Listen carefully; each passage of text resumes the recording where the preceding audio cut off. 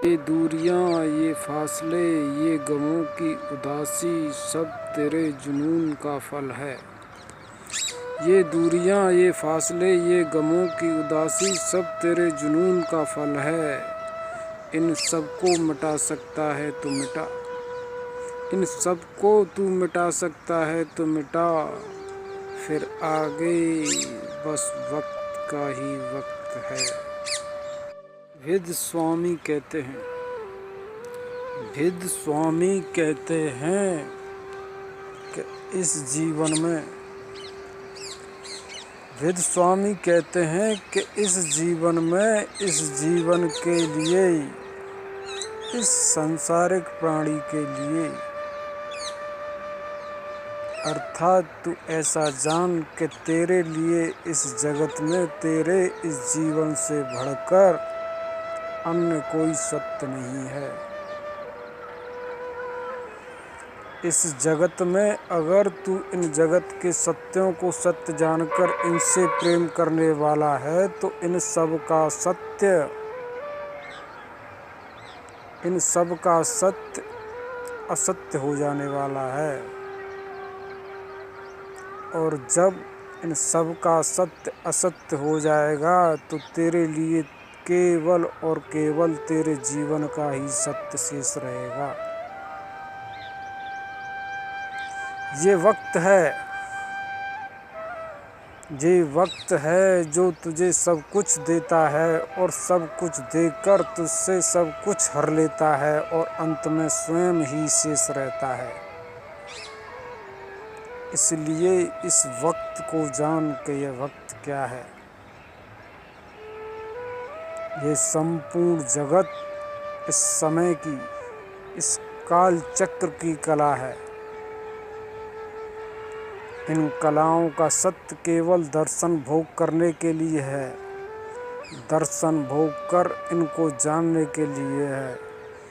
इनमें तेरे इस जीवन की कोई सच्चाई नहीं है। इनकी सच्चाई केवल इतनी है कि तू इनमें प्रवेश कर, इनमें प्रवेश करके इनकी सत्यता को जान कि ये कैसे हैं, ये क्या है। इनकी सत्यता को जानकर तू मुझ कलाकार को जान कि मैं क्या हूँ और मैंने इन कलाओं को कैसे तेरे दर्शन भोग के लिए रचा है। इस कला के द्वारा, इन कलाओं के द्वारा मुझ परम स्वामी को जान। मुझ परम स्वामी को जानकर फिर तू मुझ परम स्वामी को इन कलाओं में खोज के मैं कहाँ हूँ, मैं क्या हूँ, मैं कैसा हूँ। क्या तू मेरी खोज इन कलाओं में स्वयं से कर सकता है? क्या तेरे लिए यह तेरी सत्यता इस प्रकार की है कि तू इस लक्ष्य को पूर्ण कर सकता है? मैं हूँ, मैं तुझ में हूँ और मैं हर ओर हूँ। मैं इन हर ओर की कलाओं में हूँ। जब तू मुझे स्वयं के अहंकार में, स्वयं की मैं में, मेरे सत्य की सत्यता को सूक्ष्म कर लेने वाला है तो मैं तेरे लिए, तेरे इस मैं के सत्य से स्वयं के सत्य को छिपा लेता हूँ और तेरे लिए स्वयं के सत्य को फिर इन जगत की कलाओं में प्रकट करता हूँ। तू इन जगत की कलाओं से आकर्षित होकर फिर इन कलाओं में मेरा ही सत्य खोजने वाला है। अर्थात इस संपूर्ण जगत की जितनी भी कलाएं हैं सब मेरा रूप और मेरे सत्य का सत्य तुझे प्रदान करने वाली हैं। इसलिए इन सब कलाओं में प्रवेश कर तुझे पहले ये जान पड़ेगा कि इनका सत्य ऐसा है, इनका सत्य ऐसा है। यह फल मीठा है, ये फल कड़वा है, ये खारी है, ये अच्छा है, यह अमृत है, ये विष है, यह मेरा प्रिय है, यह मेरा प्रिय है, यह शत्रु है। भांत भांत के रूपों वाला ये जगत इस प्रकार से जानना पड़ेगा कि इसकी सत्यता में ही मेरी सत्यता है। इस जगत के बंधन, इस जगत की रीतियाँ, इस जगत की प्रकृति स्वयं के मोह से इस प्रकार तुझे मोह लेती है कि तू इस प्रकृति के इन रूपों में प्रवेश कर।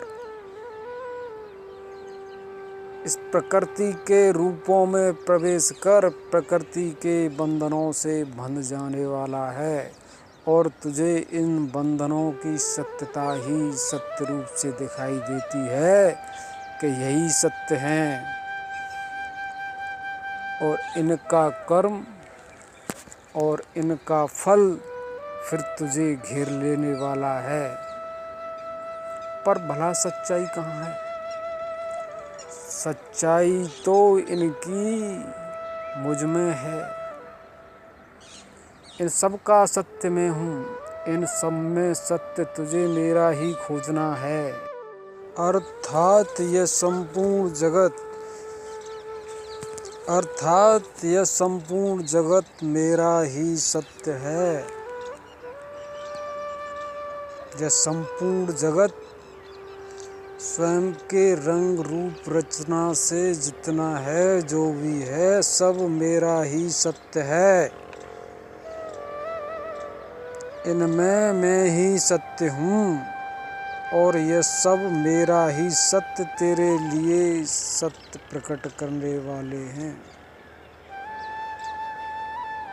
स्वयं के सत्य से तेरे लिए तेरा सत्य प्रकट करने वाले हैं। यह मेरा सत्य प्रकट करने वाले हैं। हे मनुश्रेष्ठ, हे प्रिय, दूरियां तय करने से दूरियां कम नहीं होंगी। यह मैं कहता हूँ, मेरा प्रेम कहता है, यह मेरी कथा कहती है। इसका रहस्य, इसका भेद, इसका सत्य क्या है, तू स्वयं से जान। जब तू मुझ परम प्रेम का प्रेम स्वयं में भूल जाएगा तो मेरा प्रेम तेरे लिए इस जगत की कथा के रूप में प्रकट होगा। सत्य में ही सत्य है, अर्थात हर ओर की प्रकृति सत्य है और जो यह मेरी प्रकृति कथा है, यह संपूर्ण कथा स्वयं के गुण धर्म से पहले अपनी कला प्रकट करती है।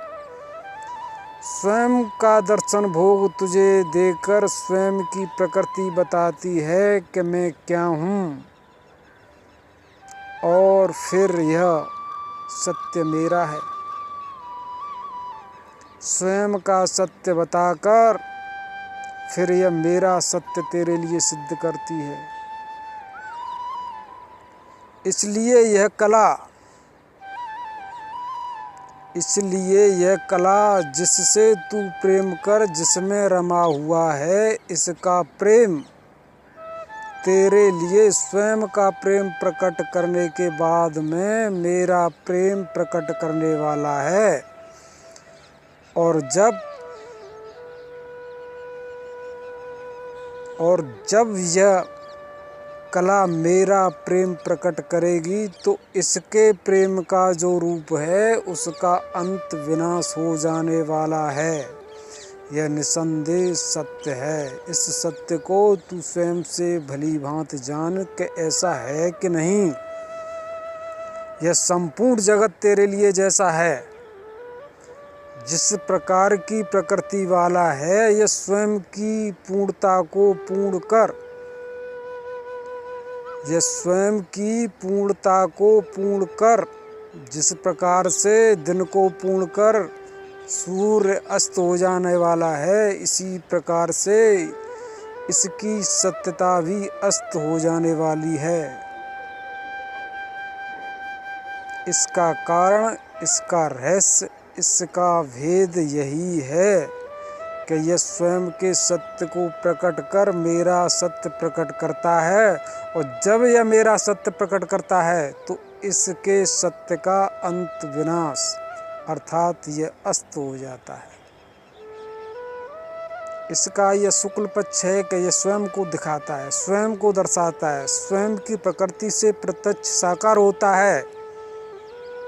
इसमें इसका सत्य मैं हूँ, इसलिए यह स्वयं से मेरा सत्य कृष्ण पक्ष में प्रकट करता है।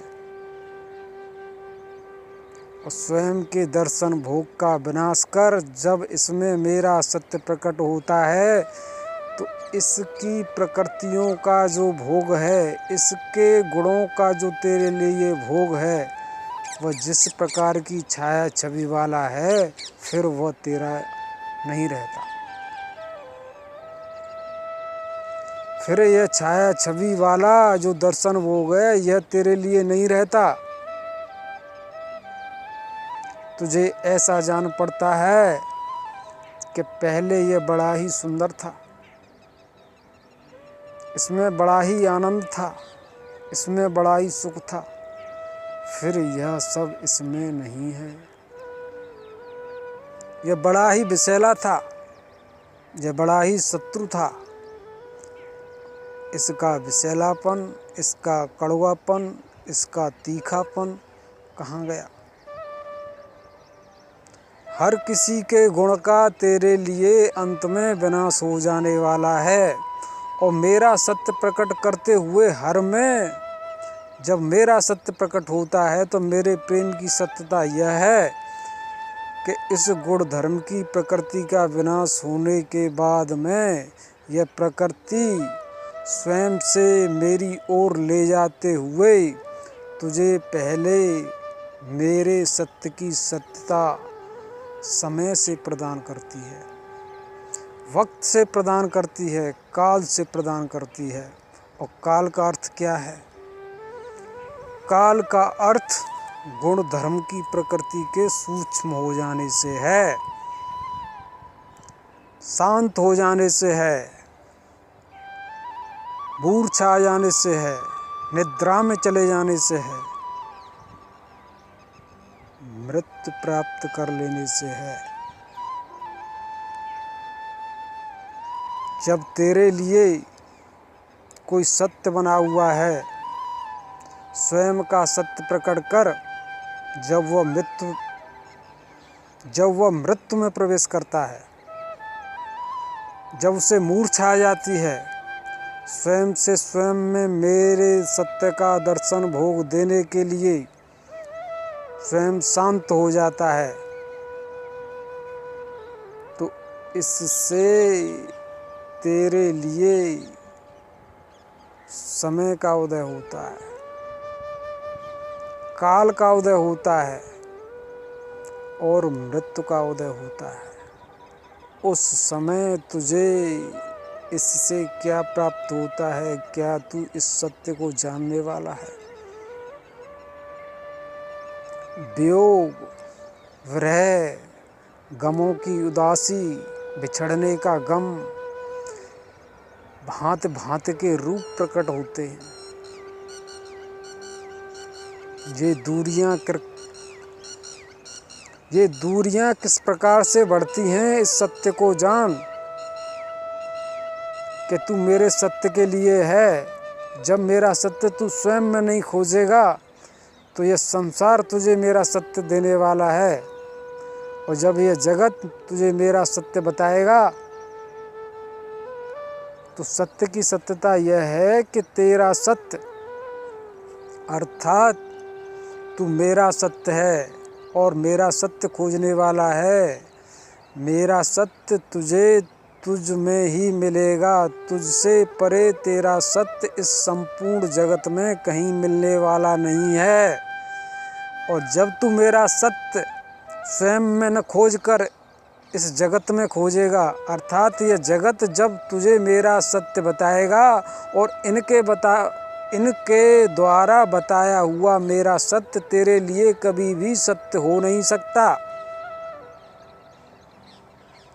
इनके द्वारा बताया हुआ सत्य तेरे लिए कभी सत्य हो सकता और इनका सत्य तेरे लिए असत्य हो जाने वाला है। इस सत्य की सत्यता यह है कि तू अगर मेरा सत्य इनके सत्य में खोजेगा तो तेरे सत्य से मेरे सत्य की, इनके द्वारा बताए हुए सत्य की सत्यता तेरे सत्य से दूरियां पा लेने वाली है। तू इनके सत्य में मेरा सत्य खोजता रहे, मेरा सत्य इनमें तुझे कभी प्राप्त होने वाला नहीं है। इनमें मेरा सत्य खोजने पर तेरे लिए तेरे सत्य से अर्थात मेरे सत्य से दूरियां बढ़ जाने वाली हैं। यह इस प्रकार से दूरियों का आयाम है। मेरा सत्य इस जगत में खोजते रहने से तेरे लिए इस जगत की दूरियां बढ़ जाने वाली हैं। इस जगत में मेरा सत्य तुझे कहीं मिलने वाला नहीं है। तुझे मेरा सत्य मिलेगा तो वह तुझ में मिलेगा। मैं हूँ, मैं तुझ में हूँ। तुझसे परे मैं इस संपूर्ण जगत में तेरे लिए नहीं हूँ, पर मेरा सत्य तेरे लिए इस जगत के रूप में सत्य बना हुआ है। तेरे लिए यह संपूर्ण जगत मेरा ही सत्य है और मैं स्वयं के सत्य को तुझे बता रहा हूँ कि मैं इस प्रकार से हूँ। पहले मैं तेरे लिए धर्म से हूँ। धर्म का अर्थ गुणों से है, गुणों का अर्थ प्रकृति से है। प्रकृति का अर्थ किससे है, क्या तू जानने वाला है? मैंने तेरे लिए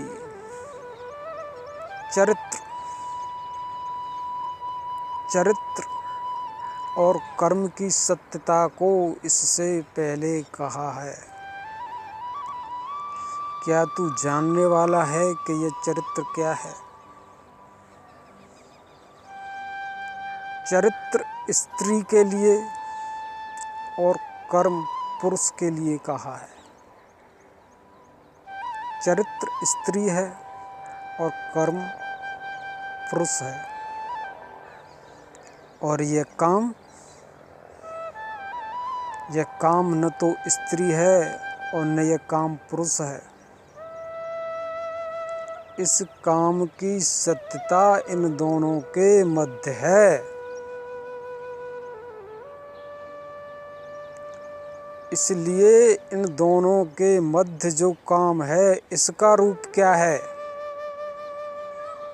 इसको जानने के लिए पहले तुझे कर्म और इस चरित्र के सत्य को जानना होगा कि ये क्या है। चरित्र क्या है? किसी भी स्त्री के गर्भ से संतान का जन्म नहीं हो सकता। स्त्री की प्रकृति है संतान उत्पन्न करना, पर कोई भी स्त्री किसी संतान को जन्म नहीं दे सकती।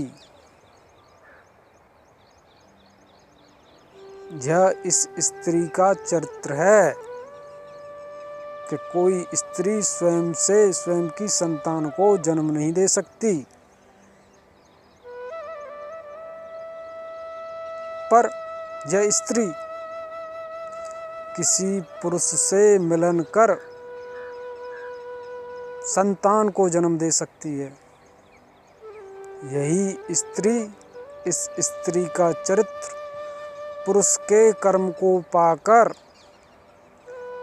इस पुरुष का जैसा कर्म है उस कर्म को स्वयं के चरित्र से इस जगत में स्थापित करती है कि तेरे इस कर्म का परिणाम यह है।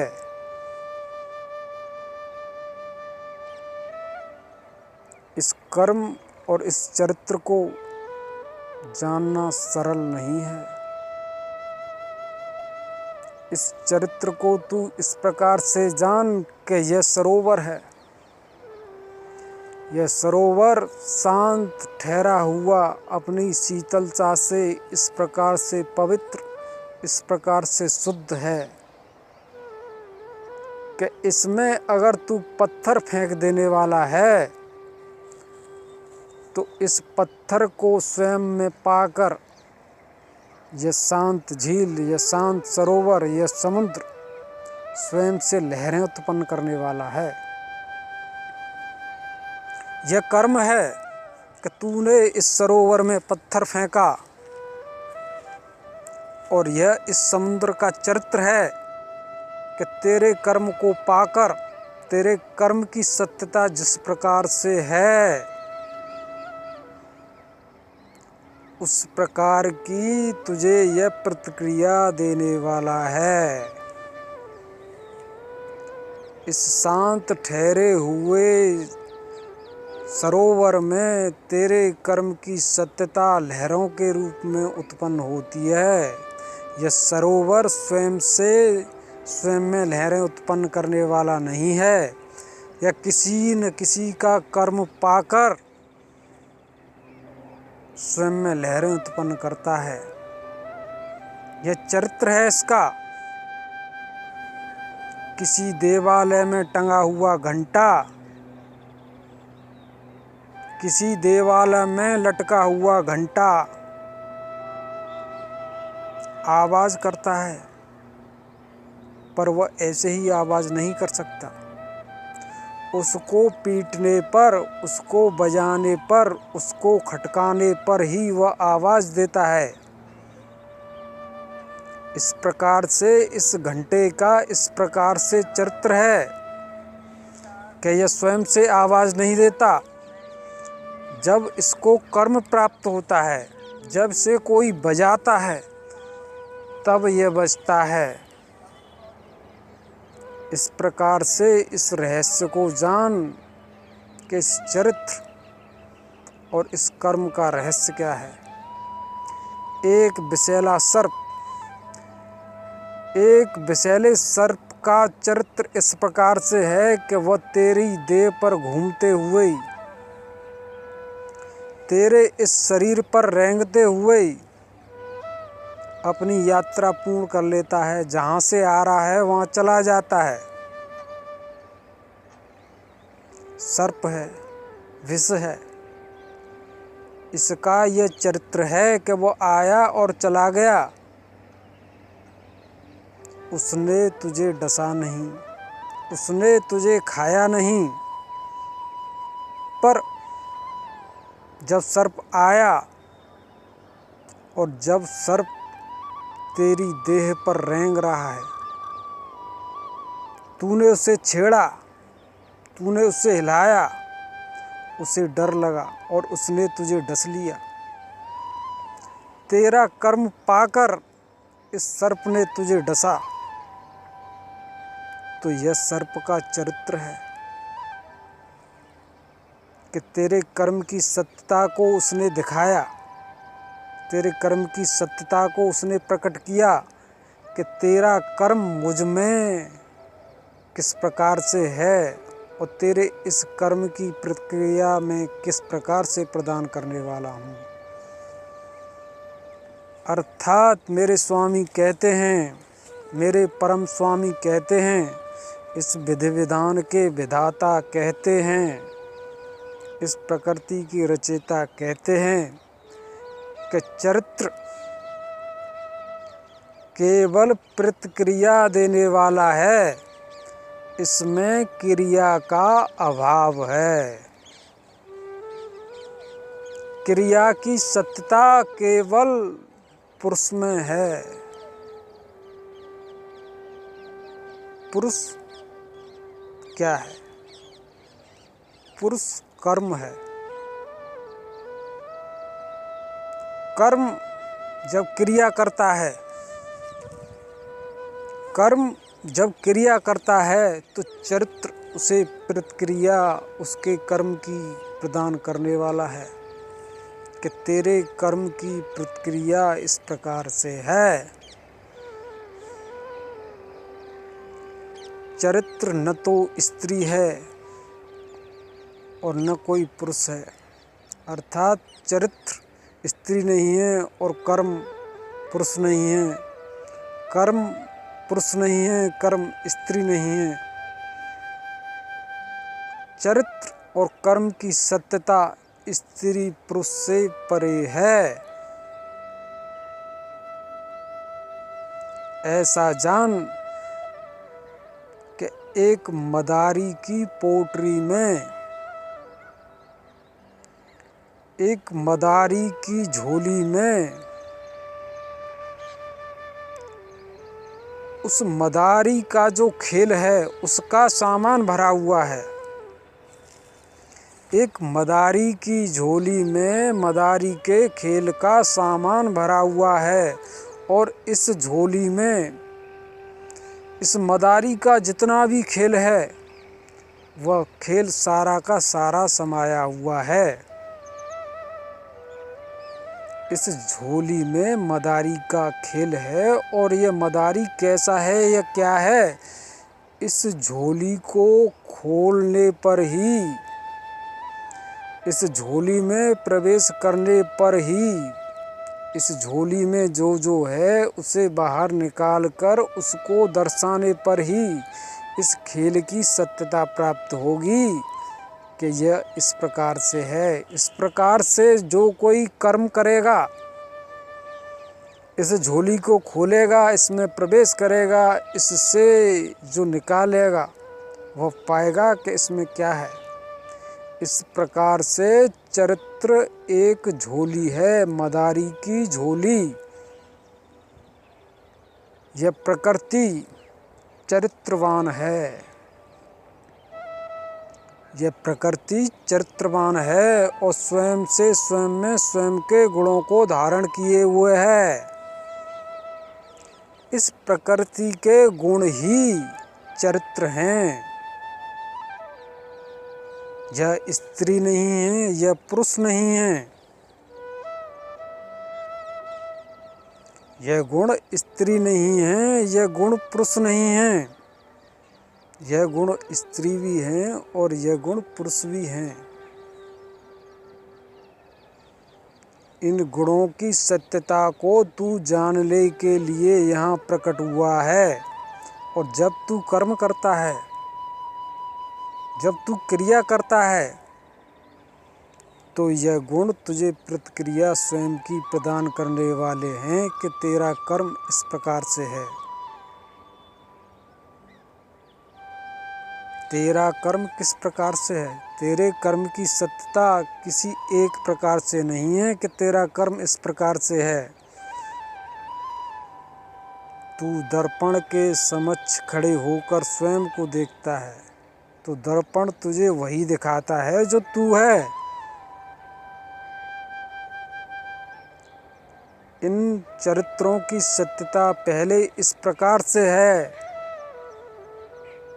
कि तू जब इनके प्रति क्रिया करता है तो यह पहले तुझे तेरा दर्शन कराते हैं कि तू ऐसा है।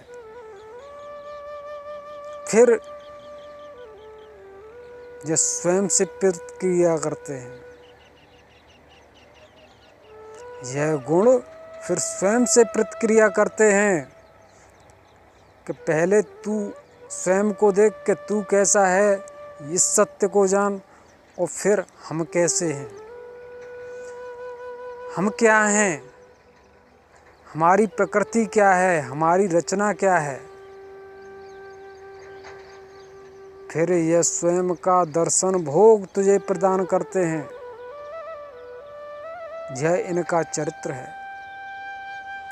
यह प्रकृति, इस प्रकृति के गुण भांत भांत के रंग रूपों से, भांत भांत की रचना से हैं। इस संपूर्ण प्रकृति की रचना जिस प्रकार से है जो है, यह स्वयं से स्वयं के चरित्र में इस प्रकार से है कि इसका चरित्र अछूता है। यह शांत, शीतल, पवित्र, शुद्ध किसी सरोवर का जल है। तू इसमें जन्म लेकर जब तक इसमें पत्थर नहीं मारेगा, जब तक इसके प्रतिक्रिया नहीं करेगा, तब तक यह प्रकृति स्वयं के चरित्र का तुझे दर्शन भोग देने वाली नहीं है। स्वयं के चरित्रों का तेरे लिए विस्तार करने वाली नहीं है। इसके चरित्र को जानना है तो तू जन्म लेकर कर्म कर। तेरे कर्म करने पर यह प्रकृति तुझे प्रतिक्रिया देगी। तेरा कर्म किस प्रकार से है और तेरे कर्म का फल किस प्रकार से है, फिर इस सत्य की सत्यता तुझे प्राप्त होगी। यह इस प्रकार का चरित्र है। इस चरित्र में कर्ता नहीं है, इस कर्म में कर्ता नहीं है। यह चरित्र और ये कर्म कर्ता से परे हैं, क्योंकि इन सब का कर्ता एक मैं हूँ। इसलिए इस कर्म और चरित्र की धुरी एक मैं हूँ। पर यह सत्य तेरे लिए इस प्रकार से बने हुए हैं कि यह चरित्र यह है और कर्म यह है। इस कर्म और चरित्र के मध्य काम निहित है। चरित्र में काम नहीं होता। काम की सत्यता कर्म के पक्ष में है, पर कर्म भी काम नहीं है। इसकी सत्यता क्या है? कर्म क्रिया है और चरित्र प्रतिक्रिया है। आरंभ कर्म करने वाला है और चरित्र उस क्रिया को, उस कर्म के कर्म को पाकर स्वयं से उस कर्म का फल देती है। कितना देती है, किस प्रकार से देती है, इसका इस जगत में भांत भांत से आयाम है कि किस प्रकार का कर्म किसका किस चरित्र के प्रति हो रहा है, किस क्षेत्र में, किस काल में, किस गुण के प्रति तू किस गुण से कर्म कर रहा है। ये संपूर्ण देह तेरे कर्म का आधार है। तू देख रहा है, तू हाथ पैर से कर्म कर रहा है, तू बोल रहा है, और भी भांत भांत के कर्म हैं। तू किस प्रकार के कर्म से कर्म कर रहा है। जिस प्रकार के कर्म से कर्म कर रहा है, इस जगत का चरित्र, इस प्रकृति का चरित्र स्वयं के क्षेत्र में तेरा कर्म पाकर तुझे प्रतिक्रिया इस प्रकार से देगी कि तेरे कर्म का फल यहाँ इस प्रकार से है। यहाँ काम आ जाने वाला है। तूने फल खाया, फल खाने से पहले इस फल के स्वाद का तुझे पता नहीं है। तूने कर्म किया, फल खाया और फल ने तुझे स्वाद दिया। स्वाद पाकर अब तुझ में काम आ गया। इससे पहले काम नहीं था। कर्म कर जब प्रतिक्रिया तूने प्राप्त की तो अब काम आ गया कि यह फल ऐसा है, तो इसको बार बार खाने, इसको और अधिक खाने, यह कड़वा है, यह खट्टा है, यह विषैला है, यह जानकर इसको फिर न खाने की सत्यता। स्वाद का है तो स्वाद का पीछा करने की सत्यता, और विषैला है तो इसका त्याग करने की सत्यता। ये दोनों ही गुण ये दोनों ही इस प्रकार के प्रकृति के रूप काम की सत्यता वाले हैं, अर्थात क्रिया और प्रतिक्रिया के मध्य इस काम का उदय होता है। क्रिया करने वाला कर्म है और प्रतिक्रिया देने वाला चरित्र है। यह प्रकृति चरित्र प्रधान है। इसके गर्भ में जो है, यहाँ आकर जो जिस प्रकार का कर्म करता है, उसको उसके कर्म के अनुसार यह प्रतिक्रिया प्रदान करने वाली है। और इसकी प्रतिक्रिया इसके कर्म के अनुसार होती है कि इसने किस प्रकार का कर्म किया है। जिस प्रकार का कर्म किया है, यह कर्म करने वाला इससे उसी प्रकार का काम पा लेता है। इस चरित्र से काम पा लेता है कि मेरे इस चरित्र का रूप यह है, इस रूप से तू प्रेम करने वाला है या तू घृणा करने वाला है। इस घृणा और इस प्रेम के भंवर में, इस चरित्र के जाल में तू फिर फंस जाने वाला है, यहाँ उलझ जाने वाला है। यही इस चरित्रवान प्रकृति का ऐसा चरित्र है कि यहाँ जो कर्म करने आता है वह इसके बंधन में कर्म कर फंस जाता है। इस चरित्र की यह प्रतिक्रिया है जो तेरा कर्म पाकर तुझे सहज सरल रूप से ही मुक्त कर सकती है। अर्थात प्रकृति का यहाँ एक और ऐसा भी रूप है कि तू कर्म कर, इस प्रकृति के प्रति, इस चरित्र के प्रति कर्म कर। इसमें से तेरे कर्म का कोई फलोदय नहीं होता या कोई प्रतिक्रिया नहीं देती, यह शांत शीतल बनी रहती है। इस प्रकृति का ऐसा निर्वात रूप है, इस प्रकृति का ऐसा प्रेम रूप है कि यह तेरे कर्म को सह जाती है। तेरे कर्म का यह कोई उत्तर नहीं देती, तेरे प्रश्न का इसके पास कोई उत्तर नहीं है। इस प्रकार से इस चरित्र प्रकृति का शांत शीतल रूप तेरे लिए है।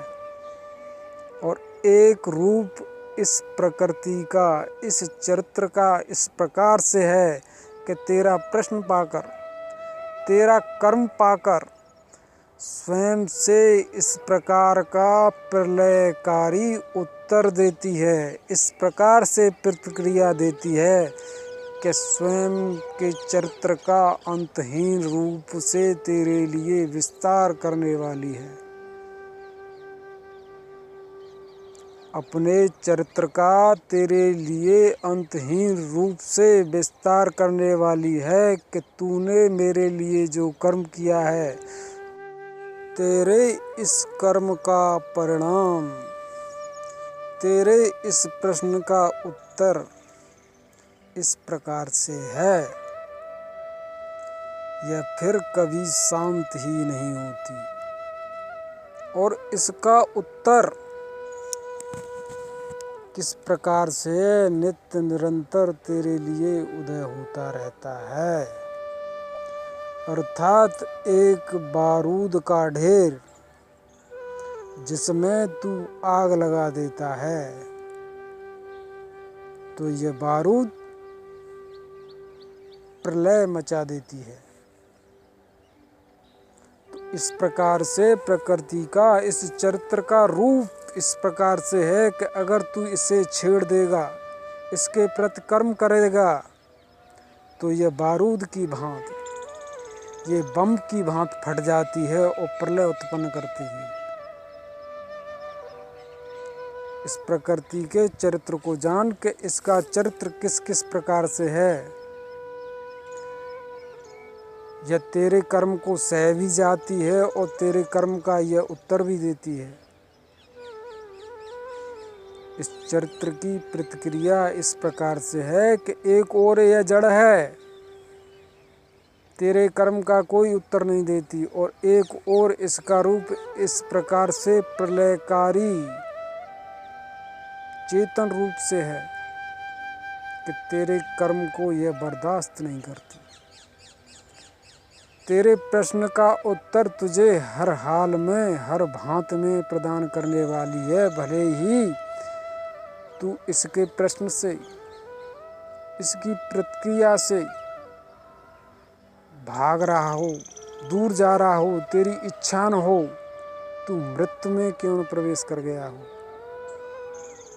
अर्थात जब तेरे किए कर्म की यह प्रतिक्रिया स्वयं से प्रदान करती है तो इसके उत्तर को पाकर, तूने जो इसके प्रति कर्म किया है उसका फल परिणाम पाकर, प्रारंभ में तुझे भले ही आनंद आ रहा हो, पर इसका उत्तर इस प्रकार से है, इस प्रकार के घनघोर आयाम से है कि उसका उत्तर पाकर, इस प्रकृति का उत्तर पाकर तू भयभीत हो जाने वाला है। इस चरित्र का उत्तर पाकर, इसकी प्रतिक्रिया पाकर तू इससे भयभीत हो जाने वाला है। दुख, कष्ट, पीड़ा, विरह, गम, भांत भांत के ऐसे सत्य तुझे घेर लेते हैं, ऐसी चिंताएं तुझे सताने लगती हैं कि फिर कर्म कर तू इस जगत से भागने वाला है। भाग कर कहाँ जाएगा? निद्रा में जाएगा, समाधि में जाएगा, मृत्यु में जाएगा, मूर्छा में जाएगा, एकांत में जाएगा, या देश छोड़कर चला जाएगा। जहाँ भी जाएगा यह प्रकृति तेरा पीछा करने वाली है और तेरे कर्म का फल तुझे ही, यह चरित्र है इसका। इसके गुणों की यह ऐसी सत्यता है कि इसके गुण, तूने इसके प्रति अगर कर्म किया है तो इस कर्म का फल तुझे यह हर हाल में प्रदान करने वाली है। तेरे कर्म का फल अगर तू इस जन्म में नहीं प्राप्त करता है तो तेरे कर्म का फल तू मरकर जहाँ जाएगा यह वहाँ तुझे प्रदान करेगी। इस प्रकार से इस प्रकृति के चरित्र का, इस प्रकार से इस जगत के गुणों की ऐसी सत्यता है कि यह अपने प्रति जिसका कर्म पा लेते हैं उसके कर्म का फल, उसके कर्म की प्रतिक्रिया उसे निसंदेह ही निश्चित रूप से देते हैं। और जब तक इसके लिए इसका सत्य, कर्म के किए कर्म का सत्य जब तक चरित्र के द्वारा पूर्ण नहीं होता तब तक यह चरित्र इस सत्य का, इस कर्म का, इस कर्म करने वाले का पीछा करते रहते हैं, स्वयं का अंत नहीं करते।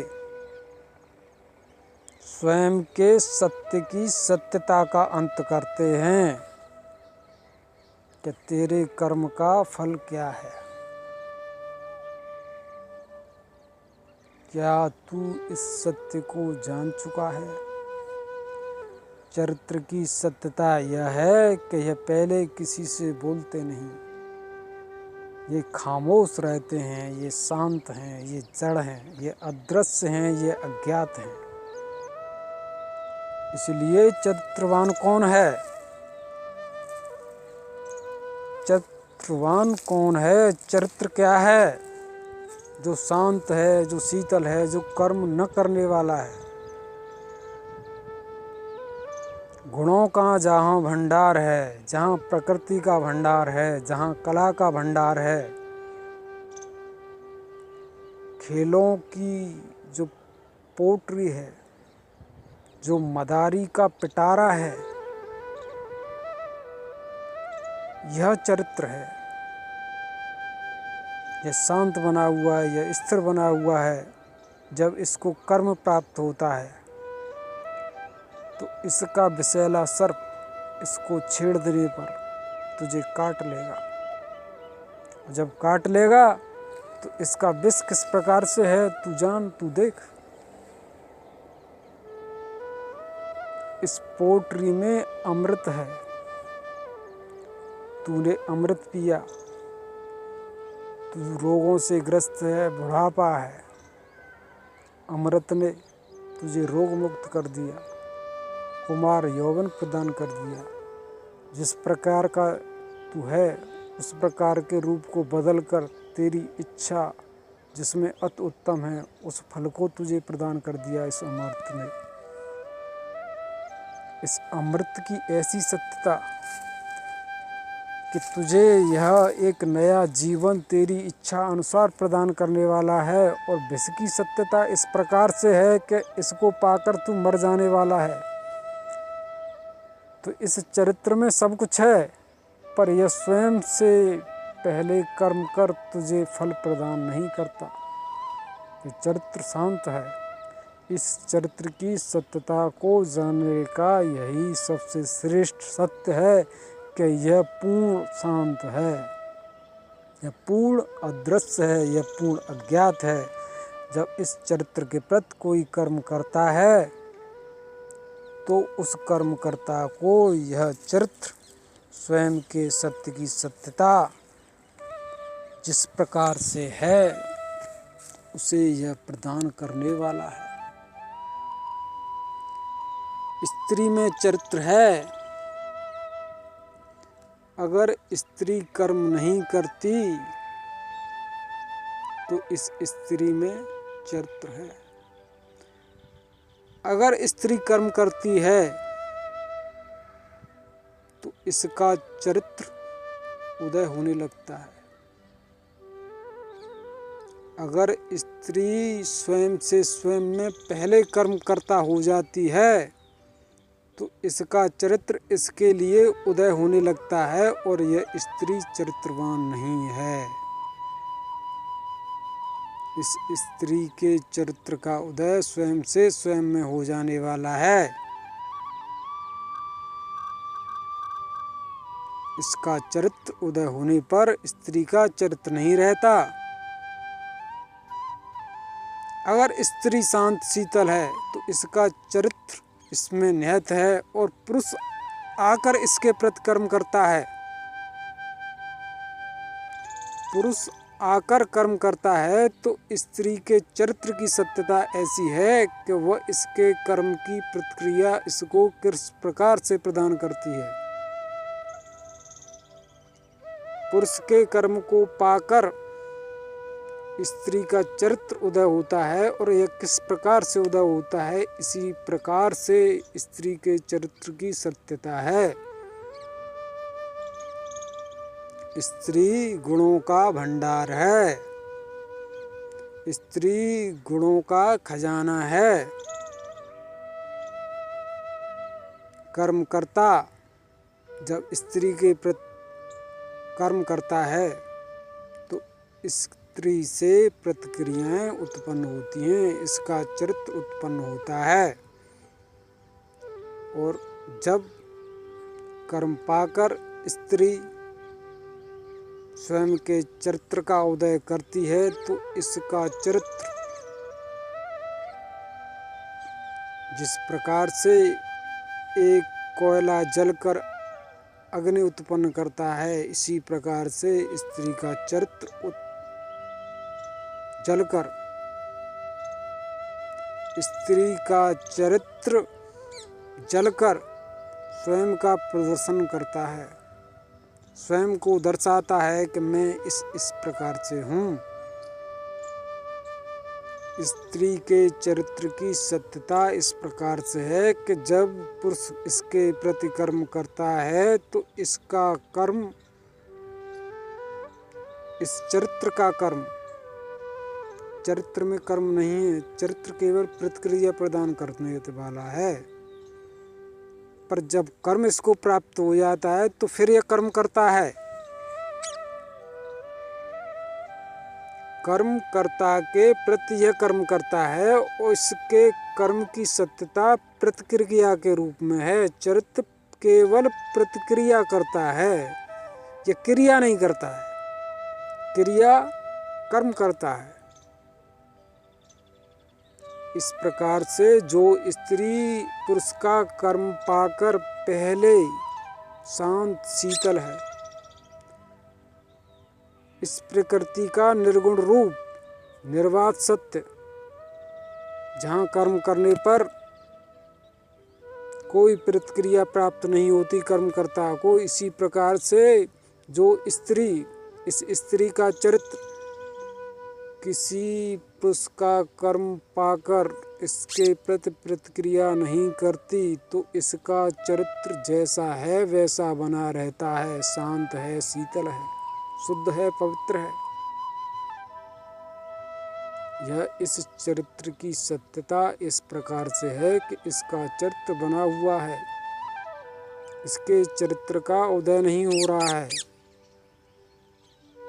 जब इस चरित्र को पुरुष स्वयं के कर्म से नित्य निरंतर कर्म प्रदान करता रहता है तो इस स्त्री का चरित्र फिर इसे प्रतिक्रिया प्रदान करता है। और यह प्रतिक्रिया किस प्रकार से है, किस प्रकार से है, इसका रूप किस प्रकार से है, जिस प्रकार से है इसको यह उदय करती है। इस प्रकार से इस स्त्री के चरित्र का उदय हो जाने वाला है और उदय होकर फिर यह चरित्र इस स्त्री का नहीं रहता। इस पात्र में, इस घड़े में दूध भरा हुआ है, इसमें जल भरा हुआ है और यह जल से भरा हुआ, इस दूध से भरा हुआ घड़ा यह शांत रूप से रखा हुआ है। और जब इसको पलट दिया जाए, जब इस घड़े को उलट दिया जाए तो इस घड़े से, इस पात्र से जल बहने लगता है और धीरे धीरे बहकर जल इस पात्र से, इस घड़े से निकल जाता है और यह घड़ा, यह पात्र खाली हो जाता है। इसी प्रकार से यह जो तेरा शरीर है, यह जो तेरी देह है, यह जो तुझे मिली हुई काया है, यह कला है, यह गुण है, यह प्रकृति है, इस प्रकृति का यह चरित्र है। इसमें जो है रस भरे हुए हैं। यह जो तेरी देह है इसमें चरित्र का रस भरा हुआ है। जब तू इसके प्रति कर्म करेगा तो इसमें भरा हुआ रस, इसमें भरा हुआ दूध, इसमें भरा हुआ पानी फैलने लगेगा। किस प्रकार का कर्म है, इसकी क्रिया क्या है, इसकी प्रतिक्रिया क्या है। फिर तेरा कर्म और इस चरित्र की प्रतिक्रिया जिस प्रकार से है उसी प्रकार से तेरे इस पात्र का खाली हो जाना निसंदेह निश्चित है। और फिर यह तेरा चरित्र तेरा नहीं है।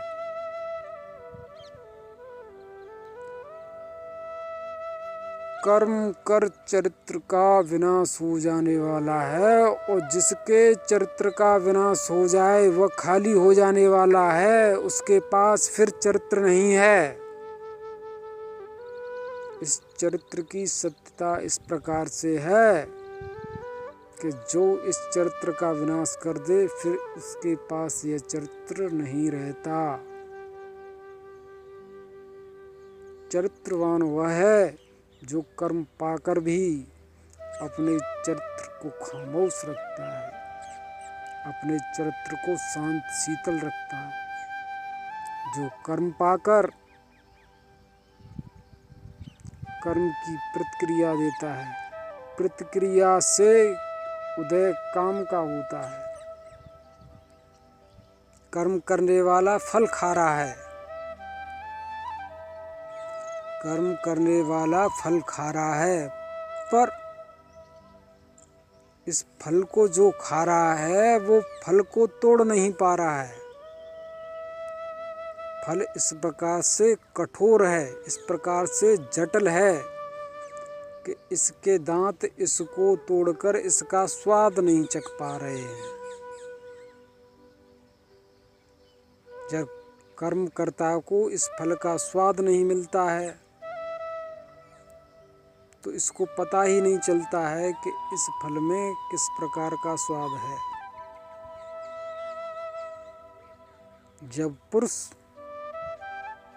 किसी चरित्र के प्रति कर्म करता है और जिस चरित्र के प्रति कर्म करता है उस चरित्र से इसको कोई प्रतिक्रिया नहीं मिलती तो काम का उदय नहीं होता। इसे इस फल से कोई स्वाद प्राप्त नहीं होता। जब काम का उदय नहीं होता तो इसको काम नहीं लगता। कर्म करता कर्म करके काम रहित है, क्योंकि इसको चरित्र से प्रतिक्रिया प्राप्त नहीं हो रही है। और जब चरित्र प्रतिक्रिया इसको प्रदान करता है तो इसको फिर काम लगता है। यह जान लेता है कि इसमें इस प्रकार का स्वाद है और इसमें इस प्रकार का स्वाद है। फिर इस स्वाद का स्वाद पाकर अगर इसके लिए अच्छा है तो यह इसका पीछा करने वाला है, और अगर यह स्वाद इसका विनाश करने वाला है तो इससे यह दूर भागने वाला है। इसलिए इस प्रकार के सत्य को तू इस प्रकार से जान कि कर्म और चरित्र के मध्य ही काम है, और इस काम के कारण ही इस जगत में बंधन है। अर्थात इस जगत में जितना भी मोह है, बंधन है, आकर्षण है, जितनी भर रुचि है, रुचियां हैं, इस जीवन को जीने की जितनी भी इच्छाएं हैं, सब इस काम को जानकर इस काम से ही उदय होती हैं। और इस काम का उदय कर्म कर करता, कर्म को करने वाला करता जिस चरित्र के प्रति है, इस चरित्र से प्रतिक्रिया पाकर इस चरित्र को जान लेता है कि यह इस प्रकार से है। तो जो इस प्रकार का सत्य है यह काम है कि यह इस प्रकार से है और यह इस प्रकार से है। इस प्रकार के सत्यता इसमें प्रवेश कर जाने पर यह इसका पीछा करता है या इससे भागता है। यह काम की सत्यता है। काम न तो चरित्र है न कर्म है, पर यह काम चरित्र और कर्म से उदय होने वाला है। यह क्रिया प्रतिक्रिया का फल है, यह क्रिया प्रतिक्रिया का परिणाम है। इस प्रकार से इस काम में ही आकर्षण है। जिज्ञासा रुचि के जितने भी आयाम इस जीवन के हैं सब इस काम में नियत हैं। जो इस काम में प्रवेश कर जाए, क्रिया प्रतिक्रिया पाकर जो इस काम में प्रवेश कर जाए, इस काम की सत्यता इस प्रकार से है कि यह नित्य निरंतर उदय होता रहता है। और कर्म को और कर्म के द्वारा हो रहे कर्म को, कर्म की सत्यता क्या है, कर्म का जड़ क्या है, कर्म का मूल क्या है। कर्म स्वयं एक दीपक है, एक ज्योति है। कर्म करके जो स्वयं को ही जला रहा है, स्वयं का विनाश कर रहा है। इस प्रकार से जो कर्म करके जिस प्रकार की प्रतिक्रिया पाता है, जिस प्रकार की प्रतिक्रिया प्राप्त करता है, यह इस प्रतिक्रिया से स्वयं का ही विनाश करता है। इस प्रकार से कर्मकर्ता जब काम के गर्भगृह में प्रवेश कर जाता है तो इस कर्म का इस काम से विनाश होता रहता है और यह काम उदय कहाँ से होता है? यह काम चरित्र से उदय होता है। इसलिए जो आकर्षण है कर्म कर्ता का काम के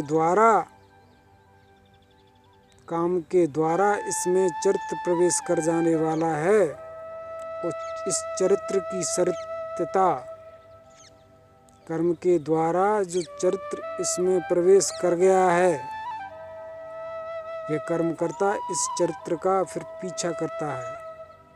इस कर्म को इस चरित्र का काम घेर लेता है।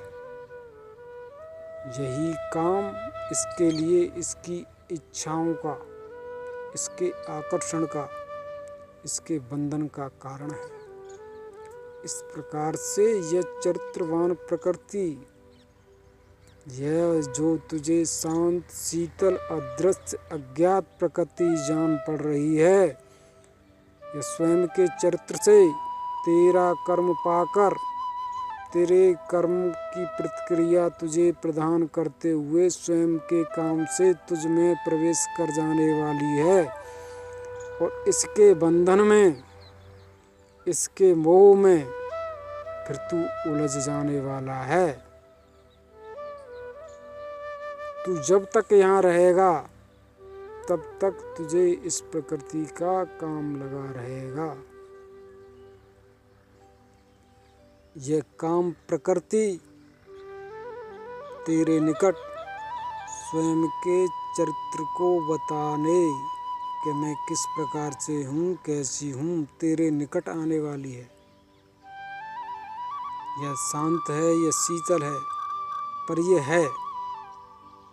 जब तू है तो यह प्रकृति है। कर्म करता है तो कर्म कर्ता के लिए कर्म की पृष्ठभूमि है। कर्म की पृष्ठभूमि क्या है?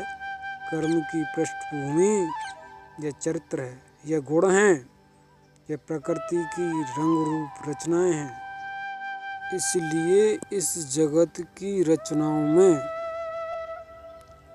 इस जगत की कलाओं में जो प्रवेश कर कर्म करता है वह इस कर्म के परिणाम का, इस कर्म के फल का दर्शन भोग करके इस चरित्र के काम रूप को स्वयं में पा लेता है और इस काम के बंधन में यह उलझ जाता है और इसके लिए इस काम से, इस काम की प्रकृति से, इस काम के चरित्र से मुक्त होना फिर सहज और सरल नहीं है।